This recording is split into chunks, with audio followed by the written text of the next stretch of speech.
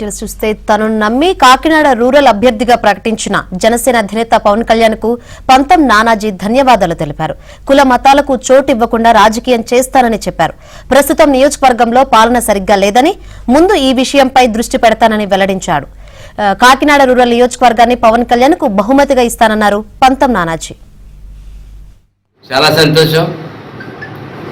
పవన్ కళ్యాణ్ గారు నన్ను ఆశీర్వదించి నన్ను నమ్మి ఇవాళ రూరల్ కాన్స్టిట్యున్సీకి ఎమ్మెల్యే టికెట్ ఇచ్చేందుకు జనసేన పార్టీ తరఫున బీఫామ్ ప్రకటించినందుకు నాకు పవన్ కళ్యాణ్ గారికి జీవితకాలంలో రుణపడి ఉంటాను.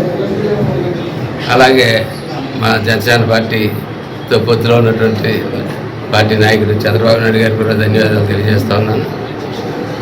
మా చైర్మన్ గారు, మేము పిఎస్సి కమిటీలో ఉన్నాం. మా కమిటీ చైర్మన్ గారు నాదెల్ మనోహర్ గారికి, మా పొలిటికల్ సెక్రటరీ హరిప్రసాద్ గారికి, అందరికీ కూడా నాయకులందరికీ కూడా ధన్యవాదాలు తెలియజేస్తాను. నేను ఇవాళ చెప్తా ఉన్నాను, 2 అంశాలు నా మీద ఉన్నాయి. ఒకటి, ఇక్కడ నెగ్గిన తర్వాత నా నియోజకవర్గం యొక్క ప్రజలకి సాధారణ పరిపాలన అన్నది లేకుండా పోయిన పరిస్థితి ఇవాళ ఏర్పడ్డది. దాన్ని సాధారణ పరిపాలన ముందు తీసుకుని వచ్చి తర్వాత అభివృద్ధి సంఖ్యాము 2 కూడా చేయడం జరిగింది.